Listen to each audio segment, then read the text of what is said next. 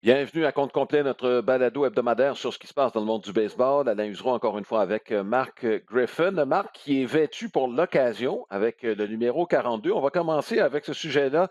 À chaque année, le baseball majeur qui rend hommage à Jackie Robinson, un numéro que plus personne ne porte au sein des équipes du baseball majeur. Enfin, tout le monde le porte lors de la journée Jackie Robinson. Marc, c'est quand même une année spéciale parce qu'il y a beaucoup de choses qui se sont faites sur le plan social. Bon, il y a des événements sur le plan social aux États-Unis qui sont arrivés au cours de la dernière année. Il y a la COVID aussi. Et tout ce qui a entouré là, ces événements-là font en sorte que cette journée prend une dimension, je vous dirais, plus grande encore aux États-Unis. Oui, et parfois on se pose la question, Alain, est-ce qu'on a vraiment avancé la cause depuis que Jackie Robinson a porté l'uniforme des Dodgers, évidemment, et à Montréal et à Brooklyn à l'époque. Mais bon, c'est un autre sujet, dans le sens que Jackie reste, tu sais, non seulement pour le baseball, mais le sport en général, un icône, un idole, quelqu'un qui a vraiment traversé des frontières finalement pour en arriver là. Donc, euh, moi, je trouve ça extraordinaire que cette journée-là soit Mhm, soulignée de cette façon-là. On pourrait même éventuellement en parler une pour Hank Aaron, tu sais, tellement Hank Aaron mhm. aussi apporté au baseball, mais je pense que Jackie, c'est tout à fait unique et spécial, et tant mieux Mhm. si on peut, si ça peut aider à faire réfléchir davantage. Oui. Si on s'en tient strictement sur le plan baseball, ça c'est clair, le nombre d'Afro-Américains qui jouent dans le baseball majeur est en régression. Le baseball majeur et le commissaire s'est entouré de certains joueurs issus des minorités visibles aux États-Unis. On pense à Ken Griffey Jr., entre autres. Le directeur de l'Association des joueurs, Tony Clark, est un Afro-Américain. Bon, il y a deux façons de voir les choses, Marc. Il y en a une où, oui, on peut s'inquiéter quand on regarde les chiffres de façon claire et nette. Et l'autre, c'est de se dire, ben, finalement, ces gars-là ont d'autres options. Euh, à ce moment-là, les autres options, football, basketball principalement, on peut ajouter le soccer. Moi, je pense qu'il y a le fils de Marvel Wynn, Marc, qui joue dans la MLS. Marvel Wynn, qui est un bon joueur de baseball. Donc, il y a d'autres sports qui attirent des bons athlètes. Ça veut dire que le baseball doit faire un effort supplémentaire pour ramener ces athlètes-là au baseball. Je pense que c'est un des défis. Il y en a plusieurs défis dans le monde du baseball. Ça, c'en est un. Parce que ces joueurs-là ne sont pas en République dominicaine, ne sont pas à Porto Rico. Ces athlètes-là, on les a dans notre propre cours. Ben, écoute, Alain, tu as tout à fait raison de souligner, de souligner ça. Longtemps, ben, tu as parlé évidemment du fait que ces athlètes-là, hors pair, il faut le dire, ont le choix. Et là, ben, écoute, là, tu es assis soit à l'université ou soit au secondaire, là, dépendamment bon, où tu es repêché, là, mais alors là, tu as quelqu'un de la NBA qui te cogne à la porte ou quelqu'un de la NFL qui te cogne à la porte, dit écoute, viens-t'en, puis t'en viens directement dans la NFL ou dans la NBA, c'est selon, là. Dans le baseball majeur, ben, en fait, c'est que viens-t'en, tu vas aller passer 3 ans dans les autobus, dans les rangs mineurs, mais tu as une bonne chance de venir faire les majeurs dans 3, 4 ans. C'est évident qu'à un moment donné, les gars, ben, ils veulent continuer, ils veulent progresser, donc ils s'en vont vers d'autres sports. Le baseball, c'est amélioré à ce niveau-là, Alain. Parce qu'automatiquement, dans les années 80, même 90, tu es un bon athlète, mais il fallait que tu passes un minimum de temps dans les rangs mineurs, que ce soit 1000 manches lancées ou 1000 présences au bâton pour un joueur de position. Il y avait comme un automatisme très rare, ceux, tu le sais, c'est combien de joueurs dans les 40 dernières années qui ont passé directement des programmes universitaires directement dans le baseball majeur? Il n'y en a pas beaucoup. Il y en a eu, mais il n'y en a pas une tonne.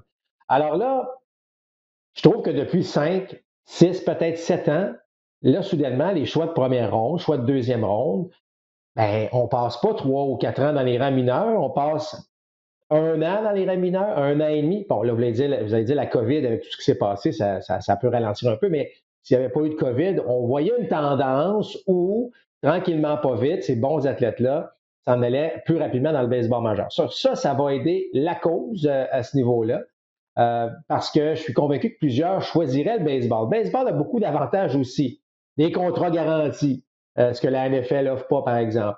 Puis évidemment, il y a plus de possibilités dans le baseball majeur parce qu'il y a beaucoup plus de joueurs. Tu sais, il y a 25 joueurs par équipe. Dans la NBA, ben, tu en as beaucoup moins. Fait que le baseball devrait être en mesure, je ne dis pas de rétablir tout ça comme c'était à une certaine époque dans les années 70, mais on devrait voir quand même un certain nombre de bons athlètes. Tu sais, on a parlé aussi du côté de Shohei Ohtani, bon joueur qui est capable de faire les deux. Est-ce que ça aussi pourrait à un moment donné ouvrir la porte à ces athlètes extraordinaires qui peuvent jouer, encore une fois, autant dans la NBA, la NFL ou dans le baseball majeur ou dans la MLS? Alors, mais je trouve ça le fun qu'on est proactif, c'est-à-dire qu'on a embauché Ken Griffey Jr., on s'est dit, voilà un porte-parole extraordinaire, voilà quelqu'un qui est capable d'aller d'aller cogner à quelques portes pour voir qu'est-ce qui se passe, aller parler à ces jeunes athlètes-là, pourquoi vous choisissez tel et tel. Il faut à un moment donné aller gratter un petit peu plus pour savoir qu'est-ce qu'il y en est. Mais chose certaine, ces bons athlètes-là, tu les regardes sur les terrains aujourd'hui au baseball, là, puis ils sont excellents. Ils sont, je veux dire, c'est des athlètes naturels. On a besoin de ces athlètes-là dans le baseball davantage. Puis tu le sais, Alain, il y a de plus en plus de meilleurs athlètes au baseball. C'est rare là, que tu regardes les 9 joueurs sur le terrain puis tu dis au lui, là, c'est un peu plus difficile. Là, tu sais, dans le baseball d'aujourd'hui, là, les joueurs sont excellents. Donc, le niveau de jeu s'est élevé. J'espère que ça va faire en sorte que les Afro-Américains, entre autres, puissent davantage choisir le baseball. Ils en ont besoin et je pense que tranquillement, pas vite, on est en train de prendre les bonnes décisions pour que ça fonctionne. Bon, il y a un joueur des White Sox de Chicago qui s'est illustré en milieu de semaine. C'est Carlos Rodon. Marc, il y en a plusieurs qui vont pousser un soupir de soulagement. C'était un gros prospect, lui, avec les White Sox de Chicago. Quelques blessures sérieuses ont considérablement ralenti sa progression. Et là, il a réussi un match en point de coup sûr en milieu de semaine. Les White Sox, que plusieurs voient au sommet de la section centrale de la Ligue américaine, ça ne sera pas facile parce que c'est une section qui est très relevée cette année, surtout si Kansas City continue sur sa lancée, continue à frapper de la sorte. Il y a un bon test en fin de semaine contre Toronto. Mais levons notre chapeau. Deuxième match en point de coup sûr cette année, le premier dans la Ligue américaine. En fait, il n'avait pas accordé de coup sûr ni de but sur balle après 8 manches dans son match de mercredi. Écoute, 2 matchs en point de coup sûr dans l'espace d'une semaine. On est vraiment gâtés cette année dans le baseball. Tu as parlé de Rondon. Écoute, une opération de type Tommy John en 2019 et tu lances un match en point de coup sûr en 2021. C'est assez impressionnant. Pas facile, là, les opérations de type Tommy John. Puis tu as parlé, bon, Rondon qui était aussi un joueur bien en vue. Les attentes étaient élevées, c'était pas Oui. exactement ce qui s'était passé encore. Puis là, il arrive, bang! Écoute, il est à quelques centimètres d'un match parfait, une glissante là, qui s'en va toucher un pied du frappeur, 8 manches et un tiers, et finalement, ben, au moins, il obtient son match en point de coup sûr. Mais moi, je trouve que ce sont des histoires extraordinaires. Et là, tu vois un gars qui est passé, ça n'a pas été facile là, pour se rendre là. Il l'a accompli. Imagine-toi la confiance qui va découler de tout ça en plus. Effectivement, les White Sox se sont gâtés, mais écoute, 2 matchs en point de coup sûr en ce début de saison-là, c'est peut-être, Alain, le prélude d'une saison bien le fun à ce niveau-là où on va peut-être voir des choses Ouais. exceptionnelles voir se dérouler sur les terrains de baseball. Mais bravo, on sait à quel point. Imagine-toi, là, tu sais, pensez 2 secondes, là, la dimension d'un terrain de baseball. Euh, Puis, bon, un joueur qui est menotté, la balle qui s'en va, tu sais, je sais pas, par-dessus joueur à troisième but qui tombe en lieu sûr ou un coup sûr à l'avant-champ. Il y a tellement de possibilités de mettre la balle en jeu en lieu sûr. Puis lorsque ça n'arrive pas, ben évidemment, c'est 27 frappeurs, là, 28 frappeurs, c'est selon combien de coureurs se rendent sur les sentiers, là, mais à la suite de but sur balle ou de frappeur atteint, mais ça reste que c'est un. Oui, il y a un peu de chance, oui, ça prend une bonne défense, mais c'est quand même un geste tout à fait exceptionnel de le réaliser. Alors bravo à Carlos Rondon. C'est un autre message aux autres équipes de la division centrale. Alain, si Rondon se met à lancer comme ça, ben, c'est pas un match en point de coup sûr à chaque départ, mais si il s'élève au niveau des lanceurs parmi l'élite du baseball, où là, les White Sox, c'est pas mal plus sérieux qu'on pensait. Là. Oui, et écoute, la question chez les White Sox, qui va appuyer Jolito? Ben, on a peut-être une partie de la réponse. C'est peut-être l'aspect chez les White Sox de Chicago qui est le plus mésestimé. Il y a deux choses que je retiens aussi dans ce match. Qui a frappé un circuit de 3 points dans cette première manche, qui a donné le coussin nécessaire pour pas qu'il y ait trop de stress encore Jermaine Mercedes, qui, au moment où on se parle, nous sommes jeudi matin, prend pour 500 encore. Fait pas juste carburer sur ses 8 premiers coups sûrs là, d'affilée en début de saison. Et qui était le receveur? C'est Zach Collins qui était le receveur. Lui qu'on va utiliser à toutes les sauces, mais qui va quand même voir du temps de jeu derrière le marbre, derrière Yasmani Grandal. Collins, c'est un gros prospect dans cette équipe-là, Marc. Comme quoi, les White Sox, c'est une équipe du présent, mais on est en train de bâtir quelque chose sur le long terme là, avec les Madrigal, avec Andrew Vaughn et Michael Kopech qui va s'en venir, puis Zach Crochet qui va probablement être le releveur numéro 1. C'est pas cette saison, ce ne sera pas tellement long, là, mais les White Sox sont en train de se bâtir quelque chose de solide, pas juste pour cette année. Et tu parles de Collins derrière le marbre.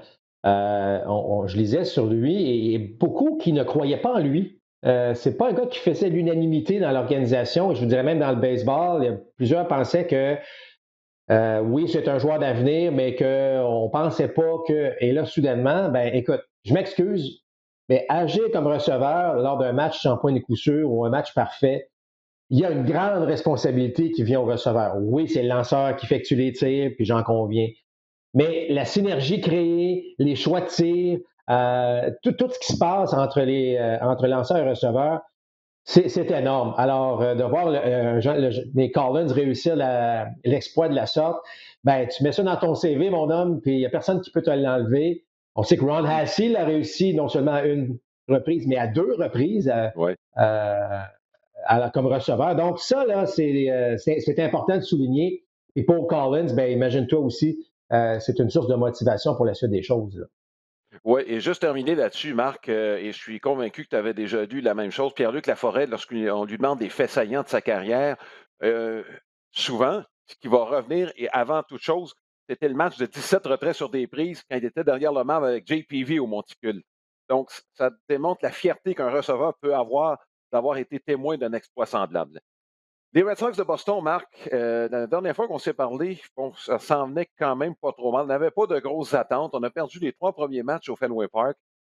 C'est le pire début de saison depuis 100 ans des Red Sox à domicile, ce qui était le cas contre les pauvres Orioles de Baltimore, qui vont terminer dernier. Là, c'est pas c'est presque un constat. Là, ils viennent d'en aligner 9 de suite, et là, ils viennent de battre les Twins du Minnesota 3 fois de suite. Écoute, là, on commence à frapper. C'est, on parle de la locomotive d'une équipe, souvent, quelqu'un qui traîne les autres. Si je dis JD Martinez, est-ce que ça répond à cette définition-là? Ben, écoute, statistiquement, c'est clair que c'est impressionnant ce que JD a fait depuis le début de la saison. Puis, il n'y a pas juste lui, là. Tu sais, je regarde un gars comme Raphaël Devers, qu'on oublie souvent. Mais Raphaël Devers, depuis qu'il est entré dans le baseball majeur, écoute, c'est impressionnant là, ce que le gars a fait. Là, puis il est tout jeune encore. Alors, tu sais, on oublie un peu, tu sais, oui, les Betts, les Benintendi, les Bradley sont partis, Sale n'est pas là. Bon, il y a un paquet de. Mais on a quand même une base qui est là et c'est sûr que ça te prend un gars comme Martinez. Et lui, il en transporte du monde lorsqu'il fait ça. Lorsque je dis qu'il transporte, oui, il aide l'équipe, mais tu sais, le succès de un engendre le succès peut-être de l'autre et ainsi de suite. Puis là, le fun est poigné. Là, le fun est poigné chez les Red Sox.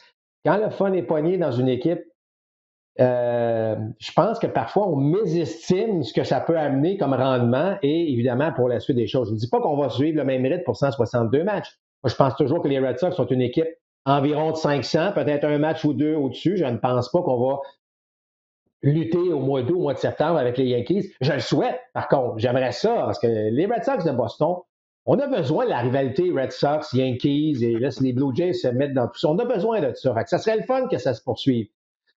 Mais la réalité, c'est que c'est 162 matchs, puis c'est long. Alors, faut pas trop. Tu sais, Alain, l'expression qu'on m'a toujours dit, moi, puis je me souviens très jeune, parce qu'on voyait que je me mettais beaucoup de pression, puis on m'avait dit, Marc, au baseball, never get too high, never get too low. Autrement dit, faut pas s'exciter trop quand ça va bien, faut pas se décourager trop quand ça va mal. Faut essayer de trouver entre les deux.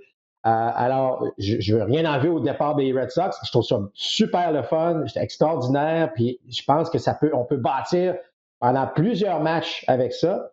Mais la réalité, c'est qu'on peut avoir des problèmes au monticule, on peut avoir aussi. Donc, ce que je veux dire par là, c'est attendons de voir avant d'analyser le tout, mais je suis convaincu que le fun qui est pris dans cette équipe-là en ce moment va les amener peut-être plus loin qu'eux-mêmes pensaient, puis ça, c'est une très bonne chose.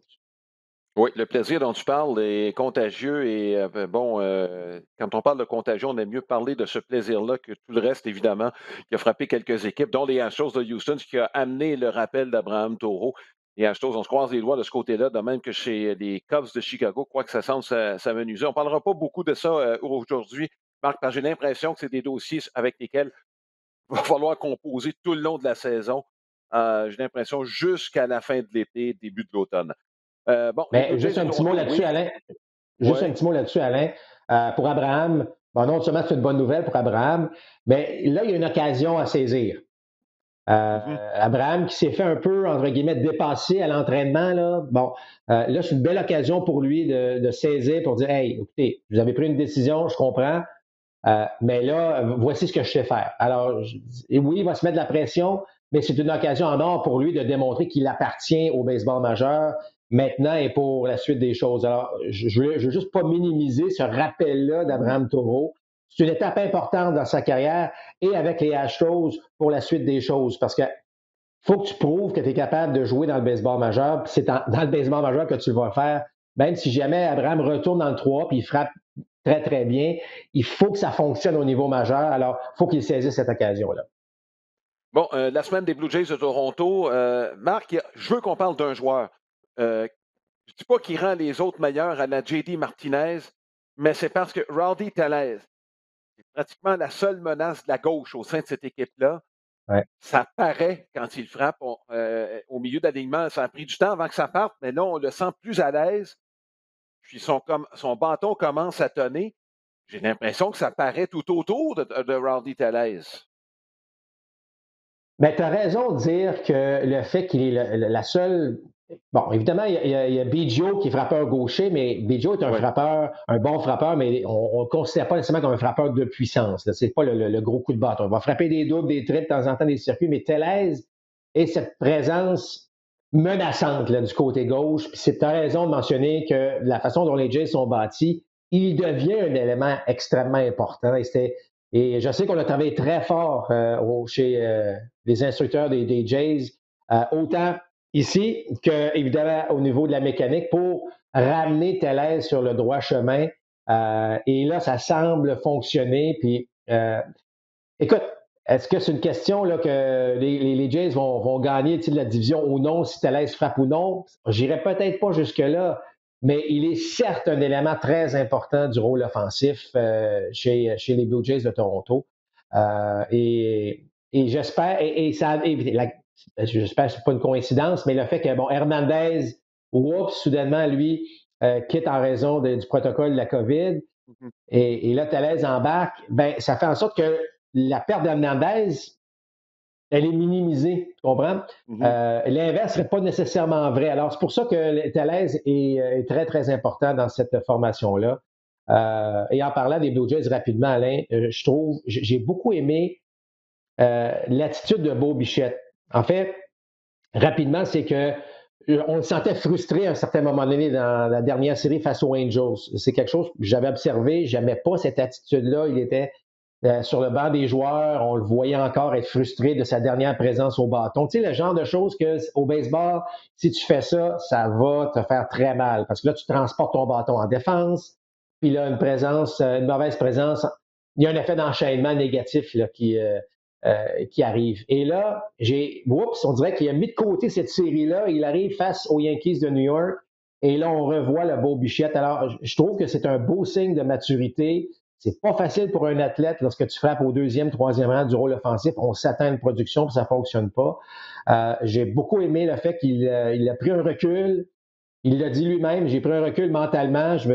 Bon, et là, bang, il répond avec jusqu'ici, là, ben, il a une très, très bonne série face aux Yankees. Donc, Ouais. je trouve qu'il y a une belle maturité chez les Blue Jays pour des gars de 22-23 ans. Je parle de Vlad, je parle de Bichette. Puis ça, c'est une très bonne nouvelle là, pour la suite des choses. Bon, il y a deux joueurs sur lesquels je veux qu'on parle rapidement parce que ces deux-là se sont élevés et c'est deux gars de talent. On va commencer par Byron Buxton avec les Twins du Minnesota. Battra pas le record de coups de circuit de Barry Bonds cette année, là, sauf qu'il y a un début de saison absolument spectaculaire. On n'a pas été en mesure de le voir à l'œuvre trop souvent en raison notamment de blessures. Ça a affecté son rendement à l'attaque. Sa défense est un des meilleurs voltigeurs de centre dans le baseball majeur. Bon an, mal an, prenez les statistiques, brassez-les de la façon que vous voulez. Il est parmi les meilleurs voltigeurs euh, dans la Ligue américaine à tout le moins. S'il se met à frapper, Marc, à quel niveau on peut le mettre, Byron Buxton? Tu sais, en début du podcast, on parlait des athlètes afro-américains, puis ce sont des bons athlètes, puis ce sont des gars qu'on a Mhm. besoin dans le baseball. Écoute, Barrett Boxton répond exactement à ce profil-là. Quel joueur? I mean, tu parles de, tu sais, normalement, là, on a un bon coup de bâton, on a de la puissance, on court bien, on a un bon bras, on est bon en défense. Est-ce que Boxton répond à tous les critères? Il n'y a rien qu'il ne peut Absolument. pas faire là, Alors, sur le terrain. ben voilà. Alors, je pense que seul lui peut se limiter. On ne connaît pas évidemment son niveau de concentration puis, bon, et de confiance, qui est un aspect extrêmement important, là, mais ça reste que ce gars-là, tu l'as dit, je pense qu'il peut tout faire sur un terrain de baseball. Alors lui, s'il prend confiance avec un tel début de saison et éviter les blessures, parce que ça joue déjà un petit peu contre lui, bon, mais c'est quelque chose qu'il ne contrôle pas, là, mais moi, je pense que, écoute, c'est un des beaux joueurs. Lorsqu'on parle d'un joueur, le fun à regarder, le fun à se déplacer, tu ne veux pas rater sa présence au bâton parce qu'il peut accomplir quelque chose de puissant, d'intéressant ou de le voir frapper un triple. Ça, c'est le genre de joueur là, que, effectivement, où je pense que c'est sans limite.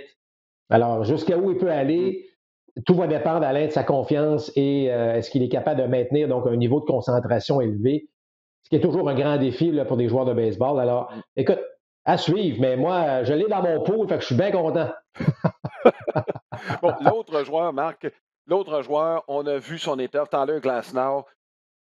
Quand il a son Wow. contrôle, est-il le meilleur lanceur du baseball majeur? Là, il y a Jacob deGrom là, que je mets probablement qui est en train de préparer son billet pour Cooperstown, là, de la façon dont il lance avec les Mets. Glasnow, moi, j'ai l'impression qu'il est à ce niveau et peut-être même davantage lorsqu'il a son contrôle. Il l'a depuis le début de la saison. Et rappelle-toi, ça fait quoi? C'est en 2018 ou 2019, il avait connu un début de saison absolument extraordinaire. Il est en train de montrer que c'était pas juste la frime sur un échantillon qui était court. Il est capable de le faire. C'est vraiment impressionnant. Vraiment, de dominer comme ça au monticule, ben, premièrement, c'est un grand garçon, là, donc déjà, il y a une forme d'intimidation qui se crée, mais là, on dirait que tout s'est mis en place. On l'a vu en série l'année dernière à quel point il peut être très bon, mais parfois, whoop, mais là, depuis le début de la saison, il y a un focus là, qui semble Ouais. bon, extraordinaire, qui semble fonctionner. Tu sais, DeGrom, il l'a fait tellement sur une longue période, Alain, qu'il est difficile à déloger en ce moment comme le meilleur lanceur. Mais si tu prends le début de saison de Glasnow, écoute, il est né à né, là. Il est né à né, puis Ah ouais. je pense que tu as raison de mentionner que on n'a pas fini de le voir s'améliorer encore. Donc, je pense qu'il y a d'autres Mhm. choses à démontrer. Mais s'il le fait sur une saison complète, là, wow, c'est ce qu'il Ouais. fait. Honnêtement, là, bon, moi j'aime ça quand il y a un peu plus d'attaque là, dans un match, mais de voir lancer un gars comme ça, c'est un pur plaisir, là. C'est de l'art ce qu'il fait là, puis Ouais. tant mieux. On le voit y venir, puis je suis content, Alain, que ça fonctionne. Trop souvent, on a vu des jeunes lanceurs, ça s'en vient, il y a le potentiel, puis à un moment donné, ça fonctionne pas aussi bien qu'on pense. Et là, de voir Glasnow vraiment arriver à un autre Mhm. niveau, je sais pas qu'est-ce que. Bon, j'allais dire ce que les Pirates de Pittsburgh pensent de tout ça, mais on n'ira pas jusque-là. Non, ça a coûté l'emploi bon, enfin, de quelques personnes à Pittsburgh. Bon, là maintenant, il y a des sujets sur lesquels on va élaborer un peu plus. Marc, on en a parlé lors de nos émissions. On a été témoins des reprises vidéo et la façon dont on les gère depuis le début de la saison. Ça a fait jaser. On ne parlera pas des prises et des balles parce que un peu partout, je peux vous dire qu'il y a beaucoup de critiques envers les arbitres et si on commence, Marc, on ne finira pas d'ici la fin de la saison. Les reprises, la zone de prise électronique s'en vient. Je pense que c'est réglé. On parle des décisions qui sont sur le terrain. Dimanche, un match qu'on a fait, Alec Baum qui a été déclaré sauf au marbre, alors que selon toutes les reprises qu'on a vues, il semblait. Et là, j'insiste sur le mot semblait avoir raté le marbre. Parce que bon, si on parle d'une certitude à 100 à 99,9 il semblait ne pas avoir touché le marbre. La décision initiale, c'était qu'il était sauf. Euh, Est-ce que la certitude absolue est le critère premier? Moi, je pense que oui, ça le demeure. C'est pour ça que je trouve les critiques un peu sévères à cet endroit.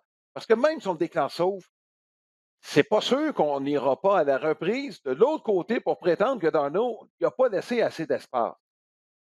Tu comprends? C'est gris foncé, moi, je trouve, ces nuances-là dans ce jeu-là de façon particulière. Mais écoute, Alain, c'est au point où certains se demandent, on est-tu mieux d'enlever tout ça, ces reprises vidéo-là? Là, je pense pas qu'on devrait aller à ce niveau-là, mais est-ce qu'on a le moyen d'améliorer le tout? Bon, premièrement, euh, le baseball s'était donné comme objectif qu'on rende une décision à l'intérieur de 1 minute 10. Là, on est dans le 2 minutes 50, dans le jeu dont tu fais mention. Fait que déjà, c'est trop long. Ça ne fonctionne pas. Je sais qu'il peut y avoir différents angles, mais il faut améliorer le système. Bon, comment on peut l'améliorer? Est-ce que c'est un arbitre qui est à New York en passant? Là, c'est vraiment un arbitre qui fait partie, évidemment, d'une rotation d'équipe d'arbitres. Puis de temps en temps, ben, tu t'en vas à New York, puis de temps en temps, tu vas sur le terrain. Et bon, est-ce que, tu sais, puis là, je ne sais pas, est-ce qu'on tente de protéger parfois des collègues en rendant ce genre de décision-là? Tu sais, on réussit à s'en sortir en disant ben c'est pas assez convaincant, ça arrive peut-être trop souvent, ce genre aussi de réponse. Est-ce qu'on devrait mettre un ancien joueur à côté d'un ancien ou à côté d'un officiel pour peut-être avoir une petite version différente? Est-ce que là je pense que ça pourrait pas arriver, mais est-ce qu'on pourrait regarder les reprises sans connaître la décision initiale? Alors, il y a un paquet de questions là, parce qu'il faut améliorer le système. Alain, il y a des Oui. choses qui sont trop évidentes. Regarde Michael Conforto lorsqu'il s'est fait atteindre. Écoute, c'était une prise. Tu sais, il étend le coude, il se fait atteindre. Il ne faut pas que ça arrive. Il ne faut pas que ça arrive avec la vidéo. Est-ce que ça va arriver s'il n'y avait pas de reprise vidéo? Absolument. On va dire que ça fait partie du sport. Mais là, on les a, les reprises. Il faut améliorer ça, Alain. Il faut améliorer ça de façon. De beaucoup. Et quand je dis qu'il faut améliorer, là, c'est qu'il faut prendre les décisions plus rapidement. Si après 3-4 reprises, tu devrais prendre 30-40 secondes, c'est pas convaincant, ben, dites-nous-le tout de suite d'abord. Mais sinon, mais honnêtement, celle-là là, qu'on a eue lors de notre match, écoute, on a beau regarder dans tous les angles, là, il n'a pas touché le marbre, et là, ça a créé une tollée. Il y a même Mike Trout qui a tweeté là-dessus. Ça enlève la crédibilité. C'est pas bon pour le baseball, ces choses-là. Il faut changer ça. Il faut trouver une manière d'améliorer le système, ça, c'est sûr. J'aime bien ce que tu as mentionné, le fait que les arbitres ne devraient pas savoir quelle est la décision originale. Je t'avoue que c'est une option que j'aimerais bien qu'on retienne. On ne serait pas influencé par effectivement ce qui est arrivé sur le terrain pour rendre la meilleure décision possible. Euh, Écoute, là, on parlait tantôt de Glasnow, jusqu'à quel point il lançait. Bon, il a d'étoffe, on le sait. On sait comment c'est difficile de frapper. Le MPP, jusqu'ici, dans le baseball majeur, est un petit peu à la baisse. Est-ce que ça va demeurer Ouais. ainsi? Moi, je vais me garder une petite gêne avant d'arriver aux conclusions. Sauf que là, on sait qu'il y a des expériences qui seront menées dans le baseball mineur. On en a ajouté dans la Ligue atlantique. Là, on va reculer la plaque d'un pied. Là, mon ami, on est en train de changer drastiquement la façon de jouer. Bon, tu sais, il y a des règlements qui ont été adoptés et tout ça, ça ne change pas la dynamique entre le frappeur et le lanceur. Et là, Marc, tu viens de changer de façon très importante. Vous allez me dire que c'est juste un pied. Toi qui es frappeur, Marc, le pied de plus, tu aurais aimé ça de l'avoir quand tu frappais. Là. Est-ce qu'on veut éliminer les retraits sur des prises? Tu sais, il est où le raisonnement dans ça? Est-ce qu'on veut, parce que tu sais, est-ce qu'on veut nécessairement plus de coups de circuit? Non. L'objectif a toujours été, selon moi, d'avoir plus de balles en jeu. Mais un pied, Alain, c'était normal. À n'importe quel lanceur, là, ça change beaucoup. Évidemment, là, quand tu travailles sur une balle à effet, une balle courbe, une balle fronde, tout est en fonction, évidemment, de la distance, puis que la balle travaille lorsqu'elle arrive dans la zone de contact. Si la balle travaille d'une manière X, Y, Z, là, je trouve que là, on dénature. Puis lorsqu'on parle de dénaturer, là, ça vient me chercher un petit peu plus. Tu sais, on peut, je le sais, La dernière fois qu'on a baissé le monticule, c'était en 1968. On n'y a pas touché depuis, là. Ouais. Bon, puis tu sais, est-ce que c'est parce que les lanceurs lancent trop fort aujourd'hui? Moi, je pense que les frappeurs sont en train de s'adapter. Je trouve que, Mhm. oui, tu vas me dire que le MPP n'est pas encore rendu au niveau, mais attends, on peut attendre 50, 75, 100 matchs avant de se dire que c'est drastique? Je ne sais pas, Alain, si on s'attaque aux bonnes affaires. Tu parlais de la zone de prise Ouais. électronique. Mettez la zone de prise comme elle se doit, puis je vous dis, on va régler déjà un paquet de problèmes et attaquer, puis il y a deux éléments. Attaquer le temps, puis je sais que on va le tester aussi dans les rangs mineurs, mais attaquer le temps entre les tirs. C'est ça, le nerf de la guerre, il est là, selon moi. C'est créer un rythme entre les lancers, c'est tout. Ouais.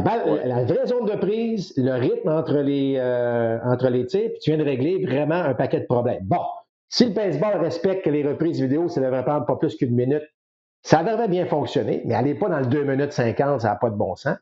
Les fameuses règles là, où tu attends que le frappeur suppléant soit annoncé avant de changer ton lanceur après une manche, bon, tu comprends ce que je veux dire.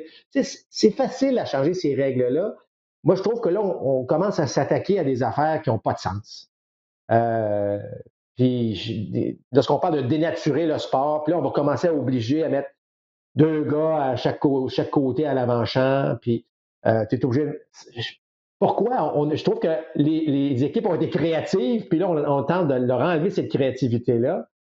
Et là, ben, l'autre règlement que tu voulais souligner, ben, c'est que le fameux, ce qu'on appelle le double hook, autrement dit, c'est Mhm. qu'imaginez, tu aurais le droit au frappeur de choix, mais une fois que le lanceur partant quitte le match, tu perds ton frappeur de choix. Qu'est-ce qui est si mauvais des fameux openers que les Rays ont créés ou ont popularisés? Qu'est-ce qui est mauvais pour le baseball de gérer ton équipe de cette façon-là? Ouais. Non, mais c'est-tu si Ouais. mauvais que ça d'avoir un opener? Écoute, là-dessus, je suis parfaitement d'accord avec toi. Ça ne change rien au problème qu'on veut régler dans le baseball majeur. Là-dessus, Marc, j'ai été surpris moi aussi. Et juste pour revenir au rythme, je ne sais pas si tu as regardé le match des Blue Jays de Toronto. Je sais que tu en regardes beaucoup, là, mais j'ai observé attentivement Raphaël Dolis dans le match de mercredi. Marc, c'était près de 30 secondes entre les tirs. C'est le genre de truc qu'on veut éliminer. Je sais que Dolis lance bien, qu'il rend de bons services et peut-être son rythme, mais c'est le genre de choses, Marc, je pense qu'il faut éliminer. Et dans les deux mesures là, qu'on a adoptées, oui, ça change. La première, j'ai été très surpris, content. Je sais que la balle arrive plus vite. Je pense que ce qui serait bon de déterminer, est-ce qu'on arrive à la limite de ce que les lanceurs peuvent faire? Parce que si on pense que, par exemple, Jordan Hicks, prends lui comme exemple, on peut même prendre Shohei Ohtani ou Aroldis Chapman, bon, qui sont parmi les plus rapides. Si on craint que dans 5, dans 10 ans, que ce ne soit plus l'exception, mais que ce soit la règle dans 5, 10 ans, je peux comprendre qu'on tente des expériences, mais il faudrait, je pense, maintenant essayer de déterminer si quand arrivera-t-on à la limite de la vélocité. Si on pense que dans 5, dans 10 ans, on va arriver là, on a peut-être un point qu'il faut commencer à regarder à soit modifier le monticule, ou encore, Marc, et je ne sais pas ce que tu en penses, modifier la balle. Peut-être la rendre. Bon, si tu lances une balle de tennis, Marc, je fais juste un exemple sur le plan physique. Tu lances une balle de tennis, Chapman ne la lancera pas à 100 000 à l'heure. Donc, peut-être modifier la balle pour que la vitesse à laquelle elle arrive soit un peu moindre, mais faire en sorte que les lanceurs ne soient pas pénalisés mécaniquement, qu'ils aient la même sensation sur la balle, mais faire en sorte qu'elle ait moins de vélocité, donc peut-être un peu moins de densité. Je ne sais pas si tu comprends ce que je veux dire, là. Ça relève de la Oui. physique. Il faudrait peut-être avoir des physiciens qui étudient le tout. On n'est pas obligé de changer je pense que c'est là où on pourrait travailler pour faire en sorte qu'on revienne à un baseball plus dynamique. Écoute, toutes les solutions peuvent être bonnes, Mhm. pardon, de ce que tu as dit, parce que c'est. Mais la question que je retiens, en fait le point que je retiens de ce que tu as Ouais. mentionné, c'est est-ce qu'on est rendu à la limite de Mhm. lancer 100 000 à l'heure, 102, 103? Est-ce que dans 10 ans, on va voir des gars lancer 110? Je Écoute, pense que je ne la sais question pas. se pose. Oui, je pense que la question se Bon, pose et on ouais. devrait. sérieusement étudier cette question-là. Parlant de balles et parlant de lanceurs, il y a Trevor Bauer qui, encore, je vais dire encore lui, on en parle souvent de Trevor Bauer, mais il y a un autre joueur sur lequel on va revenir plus tard, dont on parle souvent, mais ce sera seulement un aparté. Je ne sais pas si tu sais de qui je veux parler, Marc, mais je te lancerai la surprise à la fin. Trevor Bauer, donc, l'an passé, avait parlé de ces substances qui sont utilisées et des rotations. Bon, certains qui, entre guillemets, trichaient. Marc, tu avais mentionné, toi, comme frappeur, que tu ne détestais pas que les lanceurs aient un meilleur contrôle sur leur lancer. Là, j'aimerais que tu décortiques un petit peu, là, c'est quoi ce débat-là? Bauer qui n'est pas content du tout que ce soit rendu public qu'il fasse l'objet d'une enquête.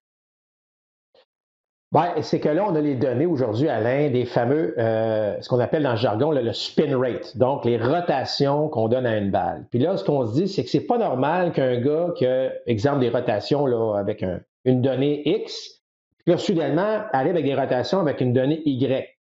Parce que souvent, les gens vont dire, c'est pas il faut qu'il se passe quelque chose. Donc, c'est juste là qu'on se demande qu'est-ce qui se passe. Puis dans le cas de Bauer, c'est une courbe qui fait ça un peu, là. Fait qu'est-ce qu'il fait?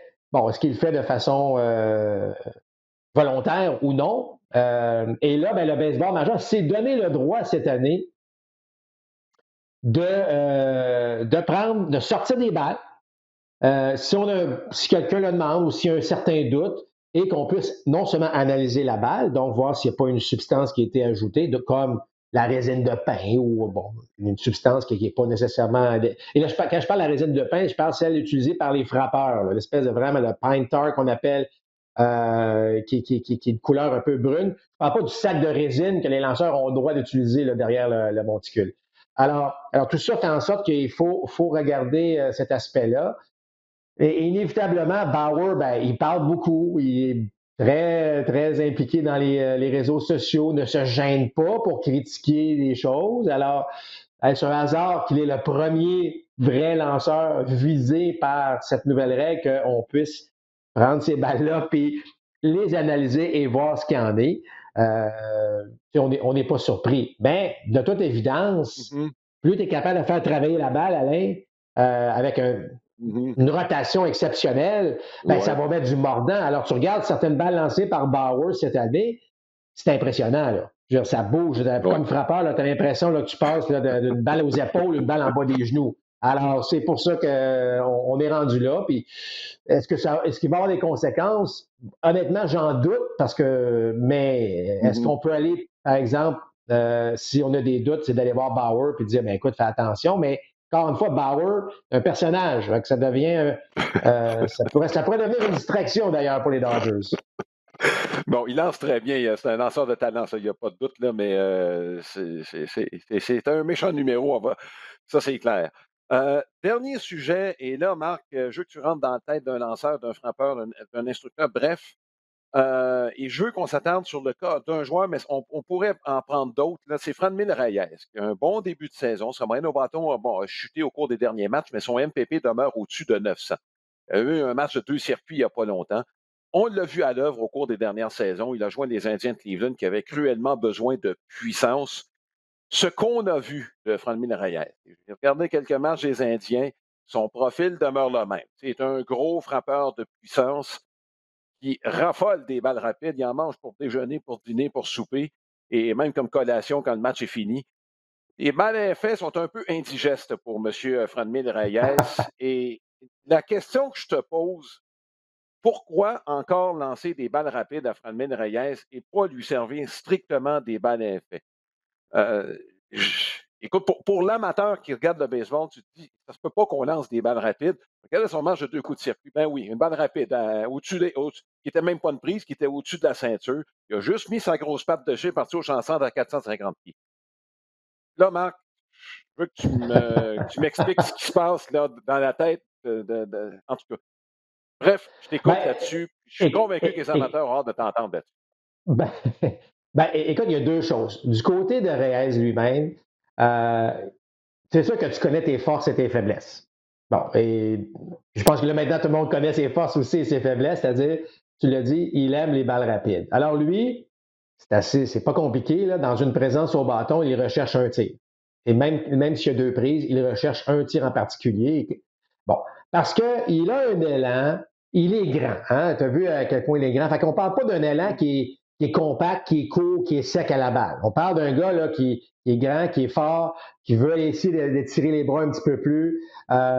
Et la balle à effet lui enlève ce qu'on appelle le fameux timing. Donc, quand tu veux te synchroniser avec le tir, ça devient difficile pour lui. Le transfert de poids se fait un petit peu plus rapidement, donc il tombe sur sa jambe avant, ou va passer sous la balle, parce qu'évidemment, là, il veut bon, on parle du fameux launch angle, là. Il y a un paquet de facteurs qui fait que, qu'est-ce que tu veux, il est juste à l'aise avec la balle rapide. Par contre, sa grande portée peut l'aider parfois sur des changements de vitesse, mais les fameuses balles courbes ou glissantes, ça se peut, Alain, qu'il y a des frappeurs qui ont beaucoup de difficulté à voir la rotation de la balle. C'est pas parce que tu es un joueur des ligues majeures que tu vois parfaitement la rotation de la balle lorsqu'elle quitte la main, ou tu vois qu'un lanceur, lorsqu'il lance, il a son bras de côté comme ça, au lieu d'être comme ça. Il y en a qui le voient, mais il y en a qui ne le voient pas. C'est des choses qui arrivent. Lui, ça semble être le cas. Bon, alors c'est pour ça qu'il dit, moi, je vais exploiter mes forces dans ma vie, je vais attendre la balle rapide. Du côté du lanceur maintenant, c'est toujours le jeu d'échecs. On en parle souvent, le jeu d'échecs ou le chat de la souris entre lanceur et frappeur. C'est qu'à un moment donné, dans ta tête, comme lanceur, tu ne peux pas dire je vais lancer une quatrième courbe de suite ou une quatrième glissante de suite. Je vais juste en faufiler une pour changer, puis c'est normal de penser ainsi. Moi, juste changer la vélocité avec laquelle cette balle-là arrive, puis je vais le surprendre. Et je vais revenir après avoir lancé une rapide avec mes balles à effet. Le problème, puis tu l'as bien mentionné aussi, c'est que tu lances une rapide qui n'est même pas dans la zone des prises, il peut te faire mal. Euh, alors, la mentalité du lanceur, là, il y a plusieurs éléments lorsqu'un frappeur se présente. Il doit connaître évidemment la force et ou les faiblesses du frappeur. Et là, doit exploiter évidemment les faiblesses. Mais c'est plus fort qu'un lanceur. C'est comme Alain, rappelle-toi là, que je te disais, il n'y a pas un lanceur qui lance 4 fois de suite au premier but. Tu sais, lorsqu'on retient un coureur, là, puis je pense que mon taux de réussite n'est pas pire hein, dans nos matchs, c'est-à-dire que combien de fois tu as vu un quatrième relais? Bon. Mais c'est un peu la même chose pour le lanceur. Lui, il se dit, je ne peux pas lancer une quatrième courbe de suite ou une quatrième glissante de suite, même s'il a mal paru, puis bon, je vais juste en faufiler. Alors, c'est là le jeu où Reyes peut en profiter. Ceci étant dit, on parle d'un gars là, sur 162 matchs que c'est autour d'une moyenne de 170 retraits sur des prises. Alors, ça vient avec. Ça vient avec. Par contre, tu regardes la puissance puis tu regardes le reste. Alors, c'est pas une science exacte, Alain. Puis si tu décides de lancer une balle courbe ou une balle glissante, elle va pas nécessairement toujours où tu vas. Donc, c'est pas une science exacte. Puis veut pas, si tu tires de l'arrière sur Reyes, mettons que c'est un compte de 2 balles, aucune prise, parce que tu as manqué tes 2 premières courbes, c'est sûr qu'à un moment donné, la situation va faire aussi que je vais en faufiler une. Je vais essayer d'en faufiler une qui ne sera pas nécessairement dans la zone des prises. Mais ça arrive que parfois, un lanceur veut lancer une prise puis il lance une balle. Ben, ça arrive aussi que s'il veut lancer une balle, qu'il en lance une prise. Fait que tout ça fait en sorte que, puis tu sais, tu aimes bien les mathématiques, ben, la loi de la moyenne fait qu'à un moment donné, ben, les balles rapides sont dans une zone où Reyes est capable de mettre la patte dessus. On pourrait parler de Joey Gallo, de la même chose. Tu sais, alors, il y a des joueurs qui ont le style un peu semblable à ce niveau-là. Puis c'est ça qui rend chaque présence unique et qui fait en sorte que ça devient intéressant, le fameux jeu d'échecs qui se passe entre les deux. Oui, Hunter Renfrow en est un autre. D'ailleurs, c'est sorti de Tampa en raison de ses problèmes à ce niveau-là. En fait, je t'aurais demandé d'analyser Pedro Serrano. Je pense que tu aurais eu la même analyse ou à peu près de Major League. C'est le même profil. Bon, Marc, la petite surprise que je te gardais, c'est qu'il y a un retour dans le baseball majeur d'un joueur dont on n'a pas parlé depuis quelques semaines. Je ne sais pas si tu sais de qui je veux parler, mais Shelby Miller est de retour avec les Cubs de Chicago. Combien de vies il a, celui-là, je ne sais pas, mais des Cubs aux prises avec une éclosion. Donc, ce sera une Xème équipe pour Shelby Miller et ce sera un plaisir de le voir peut-être dimanche puisqu'on fera des Cubs de Chicago. Est-ce que Shelby Miller frappe? Parce que les Cubs ont besoin d'aide en attaque. C'est désastreux, l'attaque des Cubs de Chicago présentement. Pourtant, tu regardes la formation, Bryant, Rizzo, Baez, il y a des Happ, il y a des bons joueurs là-dedans. Qu'est-ce qui se passe avec cette équipe-là? Les trois premiers que j'ai nommés sont joueurs autonomes. Alors, il va falloir que ce soit meilleur que ça, là. Oui. Et non, Shelby Miller ne frappe pas, Marc. On aura peut-être l'occasion de le voir dimanche, d'ailleurs. C'est le match qu'on vous présentera des Cubs de Chicago. On aura l'occasion de parler de toute la situation qui entoure les Cubs d'ailleurs, et ce sera contre les Braves d'Atlanta dans le match du dimanche soir. Voilà ce qui complète ce balado. Merci Marc, merci tout le monde d'avoir été des nôtres. On se souhaite de la santé, évidemment, de prendre soin de chacun de nous et du bon baseball. À bientôt.